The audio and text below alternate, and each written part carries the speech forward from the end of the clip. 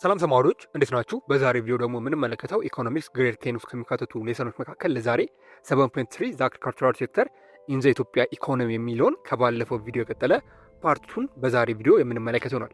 ስለዚህ የሚላችሁ ከሆነ በባለፈው ቪዲዮ ስፔሻሊ ሞር ፎከስ አድርገን የተመለከትነው ሜጀር ፕሮብሌም ኦፍ አግሪካልቸራል ሴክተር እንዲሁም ሜን ፊቸር ኦፍ አግሪካልቸራል ሴክተር የሚሉ ነገሮችን በማንሳት በደንብ አድርገን ተነጋግረን ነበር። ዛሬ ደግሞ ከሱ የቀጠለውን ፓርት 2 ሮል ኦፍ አግሪካልቸራል ሴክተር ማለትም የግብርናው ዘርፍ ምን አይነት ሚና ወይም በኢኮኖሚ ውስጥ ምን አይነት ሮል ምን አይነት ጥቅም አለው የሚለውን ነገር የምናይና የምንመለከት ይሆናል ማለት ነው። ኢት ኢዝ አፓረንት ዛት አግሪካልቸር ኢዝ ዘ ባክቦን ኦፍ ዘ ኢትዮጵያን ኢኮኖሚ አስ ዩ ካን ሲ ፍሮም ኢምፖርታንት ሮል ኢት ፕሌይስ ኦፍ ዘ ፎሎዊንግ። እንደምታውቁት የግብርናው ዘርፍ ለኢትዮጵያ ባክቦን አሊያም የጀርባ አጥንት ነው። ሶ ይህ የግብርናው ዘርፍ በኢትዮጵያስ ምን አይነት ጥቅም አለው፣ ምን ነገሮችን በኢኮኖሚ ውስጥ ይጫወታል፣ ምን አይነት ሮል አለው የሚለውን ነገር አሁን አንድ በአንድ ለማየት እንሞክር። የመጀመሪያውና አንደኛው ነገር ኢት ኢዝ ኤ ሶርስ ኦፍ ፉድ ኤንድ ሮ ማቴሪያል ነው። ይህን ስንል ምን ማለታችን ነው ብለን በምንመለከትበት ጊዜ ዋን ኦፍ ዘ ሜን ሮል ኦፍ ዘ አግሪካልቸራል ኢን ኢትዮጵያ ኢኮኖሚ ኢዝ ቢንግ ዘ ሶርስ ኦፍ ፉድ ኤንድ ሮ ማቴሪያል። በተለይም የግብርናው ዘርፍ በኢትዮጵያ ኢኮኖሚ ውስጥ ዋና ሁለት ነገሮችን ይጫወታል። እነሱም ሶርስ ኦፍ ፉድ አሊያም ለምግብነት ይውላል፣ እንዲሁም ሮ ማቴሪያል ወይም ጥሬ ዕቃዎችን እንደሚያቀርብ ትመለከታላችሁ። ይህን ስንል ምን ማለታችን ነው ብለን በምንመለከትበት ጊዜ ኤግዛምፕል እንመልከት። ለምሳሌ agriculture supplies the country with food grain, dairy and meat product። በተለይም ግብርና ለሀገር ውስጥ ፍጆታ የሚቀርቡትን ዋና ምርቶች አለም የምግብ አይነቶችን እንደሚያቀርብ ትመለከታላችሁ። ከነዛ መካከል እንኳን የተወሰኑትን በምንመለከትበት ጊዜ የመጀመሪያው ፉድ ግሬን ነው። ፉድ ግሬን ማለት በአጭሩ የጥራጥሬ እህል ምርቶች ማለት ነው። እንደነ ጤፍ፣ ስንዴ፣ ገብስ፣ በቆሎ ያሉ የዕለት ተዕለት ምግቦችን ስፔሻሊ ፉድ ግሬን እያለን እንጠራቸዋለን። ሁለተኛው ደግሞ ዴሪ ፕሮዳክት ነው። ዴሪ ፕሮዳክት ማለት በአጭሩ የወተት ተዋጽኦች ናቸው። ይህ ማለት ከእንስሳት እርባታ የሚገኙ እንደነ ወተት፣ አይብ፣ ቅቤ ያሉ ነገሮችን ስፔሻሊ ዴሪ ፕሮዳክት እያለን እንጠራቸዋለን። ከዚህ በተጨማሪ ሚት ፕሮዳክት ናቸው። ይህ ማለት ስጋ ማለት ነው። ሶ በዋናነት እነዚህን የምግብ ሶርሶች ከግብርናው ዘርፍ እንደምናገኝ ትመለከታላችሁ። ሌላኛው ደግሞ ሮ ማቴሪያል ነው። ሶ ሮ ማቴሪያል ስንል ምን ማለታችን ነው ብለን በምንመለከትበት ጊዜ እዚህ ጋር ባክዋርድ ሊንኬጅ የሚባል ነገር አለ። ባክዋርድ ሊንኬጅ ማለት በአጭሩ አንኤፊሽንት ፕሮዳክቲቭ አግሪካልቸራል ሴክተር supplies food and raw material to the industrial sector and it is labor force። በተለይም የግብርናው ዘርፍ ለኢንዱስትሪ ያለው ሚና እጅግ በጣም ወሳኝ እንደሆነ ትመለከታላችሁ። ይህን ነገር ደግሞ ባክዋርድ ሊንኬጅ እያለን እንጠራለን። ምን ማለታችን ነው ብለን በምንመለከትበት ጊዜ ፋብሪካዎች ምርት ለማምረት የሚያስፈልጓቸውን ግብዓቶች ከግብርናው ሴክተር እንደሚያገኙ ትመለከታላችሁ። ለምሳሌ አንድ የጨርቃጨርቅ ፋብሪካ ልብስ ለመስራት ጥጥ ያስፈልገዋል።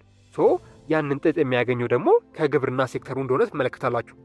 በአጭሩ ምን እያልን ነው? የአግሪካልቸራል ሴክተሩ ምግብን ከማምረት በተረፈ ስፔሻሊ ለኢንዱስትሪ ሮ ማቴሪያሎችን አሊያም ጥሬ ዕቃዎችን እንደሚያቀርብ ትመለከታላችሁ ማለት ነው። ሌላኛው አሁን የተመለከትነው ደግሞ የምግብ አቅርቦት ነው። ይህ ማለት ለምሳሌ በኢንዱስትሪ ዘርፍ ውስጥ ለሚሰሩ ሰራተኞች ወይም ሌበር ፎርሶች አስፈላጊ የሆነውን ምግብ ያቀርባል። ምን? የአግሪካልቸራል ሴክተር አሊያም የግብርና ዘርፉ ማለት ነው። በዚህም ሰራተኞች በቂ ምግብ ካገኙ በከፍተኛ ጉልበትና ፍላጎት መስራት እንደሚችሉ ትመለከታላችሁ። ስለዚህ ባክዋርድ ሊንኬጅ የምንለው ነገር ይሄ ነው። ስፔሻሊ የግብርናው ዘርፍ ለኢንዱስትሪ ዘርፉ የጥሬ ዕቃ አሊያም ሮ ማቴሪያል እንደሚያቀርብ ትመለከታላችሁ አሊያም ታያላችሁ ማለት ነው። በተቃራኒው ደግሞ ለምሳሌ የኢንዱስትሪና ቴክኖሎጂ ለግብርና ያላቸው ፋይዳ አለ። ይህ ማለት በአጭሩ ግብርና ኢንዱስትሪን ይረዳል። በተቃራኒው ደግሞ ስፔሻሊ ኢንዱስትሪም የግብርና ሴክተሩን እንደሚረዳ ትመለከታላችሁ። እንዴት ብለን በምንመለከትበት ጊዜ ለምሳሌ ግብርናው ለኢንዱስትሪው ጥሬ ዕቃ እንደሚሰጠው ሁሉ በተቃራኒው ደግሞ ግብርናው ራሱ ዘመናዊ እንዲሆን ከኢንዱስትሪ ዘርፍ የሚከተሉትን ግብዓቶች ማግኘት እንዳለበት ትመለከታላችሁ። ለምሳሌ እንኳን በምንመለከትበት ጊዜ ግብርናው ምርታማነቱን ለመጨመር እንደ ማዳበሪያ፣ ምርጥ ዘር እንዲሁም ጸረ ተባይ ያሉ መድኃኒቶችን ከኢንዱስትሪ መቀበል አለበት። ቢኮዝ ኢንዱስትሪዎች ናቸው እነዚህን ነገሮች ስፔሻሊ የሚያመርቱት አሊያም እነዚህን ግብዓቶች የሚያመርቱት። ስለዚህ የግብርና ሴክተሩ ለኢንዱስትሪ ሴክተሩ ዋና የሚባሉ ጥሬ ዕቃዎችን ያቀርባል። በተመሳሳይ ሁኔታ ደግሞ የኢንዱስትሪ ሴክተሩ ደግሞ ለግብርና ዘርፉ የሚያስፈልጉትን ፕሮዳክት ያቀርብለታል ማለት ነው። ስለዚህ እነዚህ ሁለት ነገሮች እርስ በርስ ተያያዥ እንደሆኑ አሊያም ተመጋጋቢ እንደሆኑ የምታዩና የምትመለከቱ ይሆናል። ለዚህም ነው ፕሮዳክቲቪቲ ኢን ዘ አግሪካልቸራል ሴክተር ኢምፕሩቭ ዘ ሌቭል ኦፍ ኢንካም ሪሲቭድ ባይ ሩራል ፒፕል። በተለይም በግብርናው ዘርፍ ምርታማነት ሲጨምር ለምሳሌ ገበሬው በዘመናዊ ዘዴ ብዙ ምርት ሲያገኝ በገጠር የሚኖረው ሕዝብ የሚያገኘው ገቢ ያድጋል። ይህ ደግሞ አደገ ማለት ስፔሻሊ ገበሬው ተነሳሽነት ያገኛል፣ በደንብ አድርጎ ይሰራል ማለት ነው። እንዲሁም ዘመናዊ የሆኑ መሳሪያዎችን እንደሚጠቀም ትመለከታላችሁ። በዋናነት የግብርና ዘርፉ ስፔሻሊ ይህን ያህል ጥቅም እንዳለው ትመለከታላችሁ። ሌላ ነገር ደግሞ ፎርዋርድ ሊንኬጅ የሚባል አለ። ይሄ ደግሞ በአጭሩ ፕሮዳክቲቪቲ ኢን ዘ አግሪካልቸራል ሴክተር ካን ፕሮሞት ዘ ፎሎዊንግ ፎርዋርድ ሊንኬጅ። ይሄ ማለት በግብርናው ዘርፍ ምርታማነት ሲጨምር ይህ እድገት በራሱ ብቻ አይቆምም፣ ይልቁንም ወደ ሌሎች ዘርፎች በመሻገር የሚከተሉትን ኦፖርቹኒቲዎች አሊያም እድሎች እንደሚፈጠር ትመለከታላችሁ። ለምሳሌ እንመልከት። ከላይ እንዳየነው ለፋብሪካዎች ግብዓት መሆን ነው። ይህ ማለት ግብርናው በብዛት በጥራት ሲመረት እነዚህ ምርቶች ወደ ፋብሪካዎች ተልከው ወደ ሌላ ዕቃ እንዲቀየሩ አሊያም ፕሮሰሲንግ እንዲሆኑ ይደረጋሉ። ለምሳሌ ቲማቲም በብዛት ሲመረት የቃሪያና ቲማቲም ድል የሚያመርቱ ፋብሪካዎች በደንብ አድርገው እንዲስፋፉና ኢስታብሊሽ እንዲደረጉ ያደርጋል። ቢኮዝ በአንድ ሀገር ውስጥ እጅግ በጣም ከፍተኛ የሆነ የቲማቲም አቅርቦት ካለ ስፔሻሊ ያን ቲማቲም ፕሮሰስ አድርገው ወደ ድልህ የሚቀይሩ የተለያዩ ድርጅቶች ክሬት ይደረጋሉ አሊያም ይከፈታሉ እያልን ነው። ከዛ በተጨማሪ ደግሞ ከምንም በላይ ብዙ ምርት ሲኖር ያንን ምርት የሚያጓጉዙ መኪናዎችና የሚሸጡ ነጋዴዎች ስለሚያስፈልጉ የአገልግሎት ዘርፉ አሊያም ሰርቪስ ሴክተሩ አብሮ እንደሚያድግ ትመለከታላችሁ። ይህ ማለት በአንድ ሀገር ውስጥ ከፍተኛ የሆነ ፕሮዳክት አሊያም የአግሪካልቸር ምርት በሚኖርበት ጊዜ ስፔሻሊ ያን አግሪካልቸር የሚያጓጉዝ መኪና ይፈልጋል። ከዛም በተጨማሪ ብዙ ነጋዴዎች አሊያም ማርኬት ፕሌሶች ያስፈልጋሉ። ስለዚህ እነዚህ የሰርቪስ ሴክተሮች በደንብ አድርገው እንደሚስፋፉ ትመለከታላችሁ ማለት ነው። ይሄ የሚሆነው ስፔሻሊ የግብርናው ዘርፍ ሲያድግ ነው። አያችሁ፣ የግብርናው ዘርፍ በሚያድግበት ጊዜ ስፔሻሊ ሌሎች ነገሮችንም አብሮ እንደሚያሳድግና ኤክስፓንድ እንደሚያደርግ ትመለከታላችሁ ማለት ነው። ከዚህም በተጨማሪ የግብርናው ሴክተሩ ለኢንዱስትሪ ሴክተሩ እጅግ በጣም ወሳኝ እንደሆነ ትመለከታላችሁ። ለምሳሌ እንኳን በምንመለከትበት ጊዜ ፈርስት ኢት ሪዲዩስ ዘ ኮስት ኦፍ ሊቪንግ ኢን ዘ ኢንዱስትሪ ቤዝድ አርባን ኤሪያ ዊች ኢን ተርን ሪዲዩስ ፕሬዠር ኦን ዌጅ ኤንድ ሜክ ኢንዱስትሪያል ፕሮፊት ሃየር። በተለይም ግብርና ለኢንዱስትሪ እድገት ያለው ሚና ይሄ ብቻ እንዳልሆነ ትመለከታላችሁ። ማለትም ግብርና በብዛትና በቅናሽ ዋጋ ምግብ ሲያቀርብ በከተማና በኢንዱስትሪ አካባቢ የሚኖሩ ሰዎች የኑሮ ውድነታቸው እንደሚቀንስ ትመለከታላችሁ። ለምሳሌ ሽንኩርት በደንብ አድርጎ የሚመረት ከሆነና በስርዓት የሚቀርብ ከሆነ የሽንኩርት ዋጋ አይወደድም ማለት ነው። ይሄ ማለት ኑሮ ይቀንሳል እንደማለት ነው። ስለዚህ ግብርናው እጅግ በጣም ብዙ ምርቶችን በሚያመርትበት ጊዜ በተለይም ከተማ አካባቢ የሚኖሩ ሰዎች ላይ ስፔሻሊ የኑሮ ውድነት እንደማይታይ ትመለከታላችሁ። ይህም ነገር በሰራተኞች ላይ የሚታየውን የደሞዝ ቅነሳ ጫና በመቀነስ ፋብሪካዎች ከፍተኛ የሆነ ትርፍ እንዲያገኙ ያደርጋል አሊያም ይረዳቸዋል ማለት ነው። ሌላኛው ደግሞ ሰከንድ ኢንክሪዚንግ ዘ ፕሮቪዥን ኦፍ ራው ማቴሪያል ሪዲዩስ ኮስት ኦፍ ራው ማቴሪያል ኤንድ ሜክ ኢንዱስትሪያል ፕሮፊት። ይሄ ማለት ደግሞ ግብርና ለፋብሪካዎች የሚያስፈልጉ ጥሬ ዕቃዎችን በበቂ ሁኔታ ሲያቀርብ የጥሬ ዕቃ ዋጋ ይቀንሳል። ይህም የፋብሪካዎች የማምረቻ ወጪ በመቀነስ እነዚህ ፋብሪካዎች አሊያም ድርጅቶች ፕሮፊታቸው አሊያም ትርፋማነታቸው በደንብ አድርጎ እንደሚጨምር ትመለከታላችሁ። የግብርናው ሴክተር ስፔሻሊ ይህን ያህል ነገር ለኢንዱስትሪ ሴክተር በደንብ አድርጎ እንደሚያበረከት ትመለከታላችሁ ማለት ነው። ስለዚህ የመጀመሪያውና አንደኛው ነገር ሮል ኦፍ አግሪካልቸራል ሴክተር ከሚባሉት ነገሮች መካከል ኢት ኢዝ ሶርስ ኦፍ ፉድ ኤንድ ሮ ማቴሪያል ማለት ይህንን ይመስላል። ሁለተኛው ነገር ደግሞ የግብርናው ዘርፍ በኢኮኖሚክ ሴክተሩ ያለው ሮል አሊያም ሚና ምንድነው ብለን በምንመለከትበት ጊዜ ሶርስ ኦፍ ካፒታል ሆኖ እንደሚያገለግል ትመለከታላችሁ። ይህ ማለት ኤልዞ ዘ አግሪካልቸራል ሴክተር ፕሮቫይድስ ሚገር ሰርፕለስ ኦፍ ሴቪንግ ኤንድ ታክስ ኦፍ ሰፖርት ኢንቨስትመንት። እርግጥ ነው፣ እውነትም ነው። ምንም እንኳን የግብርናው ዘርፍ ለኢንቨስትመንት የሚሆን ከፍተኛ የቁጠባ አሊያም የታክስ ትርፍ ባይኖረውም ያለውን ጥቂት ሀብት ወይም ሰርፕለስ ወደ ሌሎች ዘርፎች የሚያስተላልፍባቸው ዋና ዋና 3 መንገዶች አሊያም ከግብርናው ሴክተር አሊያም ዘርፍ የምናገኛቸው ካፒታሎች አሊያም ዋና ዋና የሚባሉ የሀብት ማሰባሰቢያ ዘዴዎች እንዳሉ ትመለከታላችሁ። ከነዛ መካከል የመጀመሪያው አንዱ ታክስ ነው። ስፔሻሊ ገበሬው ታክስ ይከፍላል። ማለትም በመሬቱ ልክ ተሰልቶ ለመንግስት ታክስ እንደሚከፍል ትመለከታላችሁ። ይህ ደግሞ አንዱ የካፒታል ኦፍ ሶርስ ሆኖ ለመንግስት እንደሚያገለግለው ትመለከታላችሁ። ሁለተኛው ደግሞ ዲፋይኒንግ ዘ ተርም ትሬድ ቱ ፕሮቴክት ዶሜስቲክ አግሪካልቸር ባይ ኢምፖዚንግ ፕራይስ ኮንትሮል ኦን አግሪካልቸራል ፕሮዳክት። ይህ ማለት መንግስት በገበያ ውስጥ ጣልቃ በመግባት የግብርና ምርቶች በምን ያህል ዋጋ መሸጥ እንዳለባቸው ህግ ወይም ቁጥጥር ያወጣል እንደማለት ነው። ዓላማው ምንድነው ብለን በምንመለከትበት ጊዜ የሀገር ውስጥ ገበሬዎችን ከኪሳራ ለመጠበቅና ምርታቸውን ፍትሐዊ ዋጋ እንዲያገኝ ለማድረግ ነው። ይህ ማለት ምን መሰላችሁ? ለምሳሌ መንግስት 1 ኪሎ ስንዴ ከ50 ብር በታች እንዳይሸጥ ብሎ ዋጋ ቢወስን ነጋዴዎች ገበሬውን እንዳይበዘብዙት ይከላከላል። ይህ ማለት ነጋዴዎች ከገበሬው 1 ኪሎ ስንዴ በ50 ብር ብቻ ነው እንጂ የሚወስዱት ከ50 ብር በታች አይወስዱም እንደማለት ነው። ይህ አሰራር ደግሞ ገበሬው ተረጋግቶ እንዲያመርትና በዋስትና አሊያም ጋራንቲ ሰጥቶት ምርቱን በደንብ አድርጎ እንዲሸጥ እንደሚያደርገው ትመለከታላችሁ። ቢኮዝ መንግስት ያወጣው ዋጋ ስለሆነ ስፔሻሊ ገበሬውን በደንብ አድርጎ እንደሚጠቅመውና ከደላላ እንደሚሰውሩ አሊያም ከደላላ ማታለያ ራሱን እንደሚያድንበት ትመለከታላችሁ። ሌላኛው ነገር ደግሞ ኮምፕልሰሪ ዴሊቨርድ ኦፍ አግሪካልቸር ኮሞዲቲስ አት ቬሪ ፊክስድ ፕራይስ። ይህ ደግሞ ገበሬዎች ያመረቱትን ምርት ሙሉ በሙሉ ወይም የተወሰነውን ክፍል መንግስት በራሱ ለወሰነው ቋሚ ዋጋ ወይም ፊክስድ ፕራይስ ለመንግስት አካላት በግዴታ እንደሚያስረክቡ ትመለከታላችሁ። አሊያም መንግስት እንደዚህ አይነት ስርዓት እንደሚዘረጋ ታያላችሁ። ይህ ዓላማው ምንድን ነው ብለን በምንመለከትበት ጊዜ መንግስት በሀገሪቱ ውስጥ የምግብ እጥረት እንዳይኖር ለሰራዊት የሚሆን ስንቅ ለማዘጋጀት ወይም በከተሞች ያሉ ነዋሪዎች ምግቦችን በርካሽ ዋጋ እንዲያገኙ ለማድረግ እንደሚጠቀምበት በብዛት ትመለከታላችሁ። ለምሳሌ ይህ ማለት በኤግዛምፕል እንመለከተው። ለምሳሌ አንድ ገበሬ 10 ኩንታል ጤፍ ቢያመርት መንግስት ከዚህ ውስጥ 4 ኩንታሉ እኔ በምሰጥ ቋሚ ዋጋ ለምሳሌ በኩንታል 3000 ብር ለእኔ ማስረከብ አለብኝ ይለዋል። ገበሬው በውጭ ገበያ ከዛ የተሻለ ዋጋ ቢያገኝ እንኳ መጀመሪያ ለመንግስት የማስረከብ ግዴታ እንዳለበት ታያላችሁ። ለመንግስት ካስረከበ በኋላ ነው ሌላውን በፈለገው ዋጋ የሚሸጠው ማለት ነው።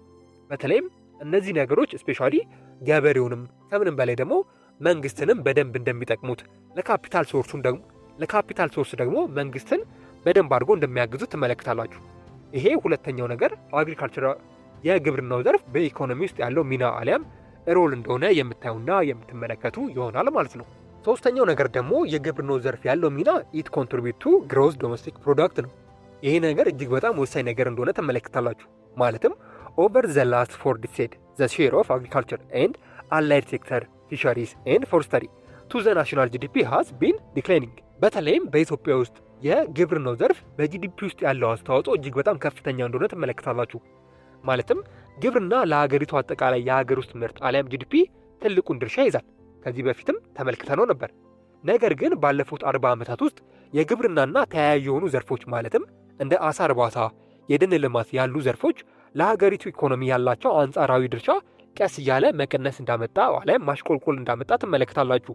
ለምሳሌ እንኳን በምንመለከትበት ጊዜ ዘ ፐርሰንቴጅ ሼር ዲክላይን ፍሮም 76% ኢን ዘ ኤርሊ 1960 ቱ 45% ኢን 2003-4። ለምሳሌ በ1960ዎቹ መጀመሪያ ላይ የግብርና ድርሻ 76 በመቶ የነበረ ሲሆን በ2003-2004 አካባቢ ደግሞ ወደ 45 በመቶ እንደወረደ ትመለከታላችሁ። እጅግ በጣም ከፍተኛ የሆነ ቅናሽ አሊያም ዲክሪዝ እንዳሳየ በዚህ ኤግዛምፕል መረዳት እንችላለን። ነገር ግን ኮንሲኩዌንትሊ ኢት ሃዝ ቢን ዘ ሜጀር ሶርስ ኦፍ ፍላክቹዌሽን ኢን ዘ ኢትዮጵያን ኢኮኖሚ። ግብርና በኢትዮጵያ ኢኮኖሚ ውስጥ ትልቁን ድርሻ ስለሚይዝ በዘርፉ ላይ የሚከሰቱ ለውጦች አሊያም ፕሮብሌሞች ለምሳሌ በድርቅ ምክንያት ምርት መቀነስ ለሀገሪቱ ኢኮኖሚ አለመረጋጋት ወይም መዋዠቅ ከፍተኛ የሆነ ምክንያት እንዳለው ትመለከታላችሁ። በተለይም እንደ ኢትዮጵያ ያሉ ሀገራት ኢኮኖሚያቸው በግብርና ዘርፍ ላይ ቤዝ ያደረጉ ሀገራት በግብርና ዘርፉ ላይ የሚመጡባቸው የተለያዩ ፕሮብሌሞች አሊያም ችግሮች ሀገራዊ ኢኮኖሚያቸው ላይ አለመረጋጋትን እንዲሁም ከፍተኛ የሆነ የኢኮኖሚክ ፍላክቹዌሽን አሊያም መዋዠቅ እንደሚያስከትልባቸው ትመለከታላችሁ።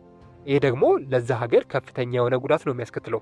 ቢኮዝ ግብርናው የዛ ሀገር ባክቦን አሊያም የጀርባ አጥንት ኢኮኖሚ ስለሆነ ማለት ነው። ሶስተኛው ነገር የግብርና ኮንትሪቢዩት አሊያም ሮል ኢት ኮንትሪቢዩት ግሮስ ዶሜስቲክ ፕሮዳክት የምንለው ነገር ይህን ነው ማለት ነው። አራተኛውና የመጨረሻው የግብርና ሴክተሩ ያለው ሮል በኢትዮጵያ ውስጥ ኢት ኮንትሪቢዩት ቱ ኢምፕሎይመንት እንደሆነ ትመለከታላችሁ። ይህን ስንል ምን ማለታችን ነው ብለን በምንመለከትበት ጊዜ ሞር ዛን 80% ኦፍ ዘ ኢትዮጵያን ፖፑሌሽን ኤርን ዜር ሊቭድ ፍሮም አግሪካልቸራል ክሮፕ ካልቲቬሽን ኤንድ ላይቭስቶክ ሬሪንግ አክቲቪቲ። ይህ ማለት በኢትዮጵያ ካሉ ማናቸውም 10 ሰዎች ውስጥ 8ቱ ወይም በሌላ አባባል ከ80% በላይ የሚሆኑት የሚኖሩት የሚሰሩትና ገቢ የሚያገኙት በቀጥታ ከግብርና ስራ እንደሆነ ትመለከታላችሁ።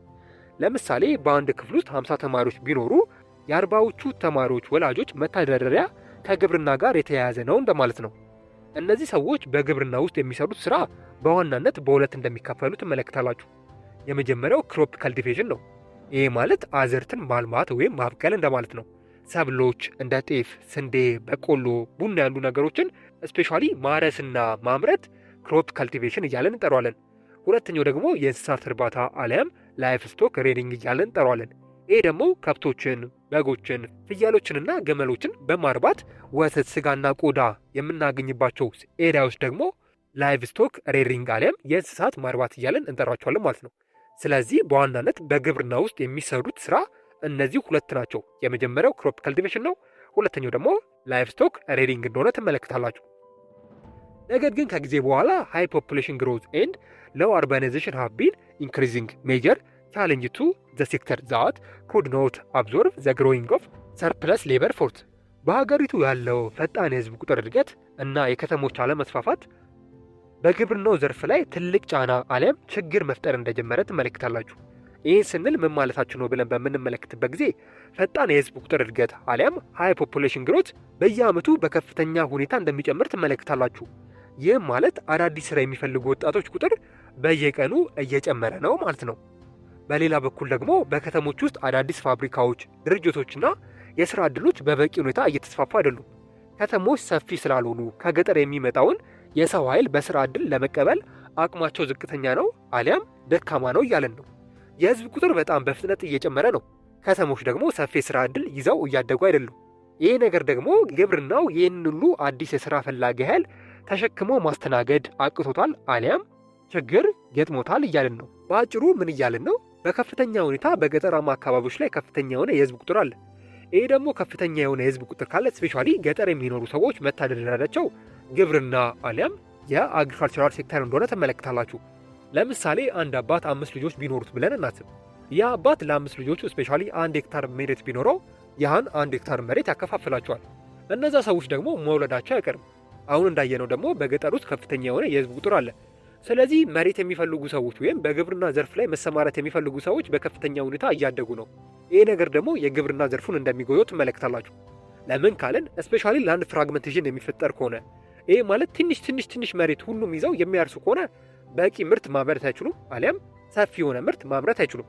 ይህ ነገር ደግሞ የግብርና ሴክተሩን እንደሚጎዳ ትመለከታላችሁ። እነዚህ ሰዎች አሊያም ገጠር ላይ ከፍተኛ የህዝብ ቁጥር አለ ብለናል።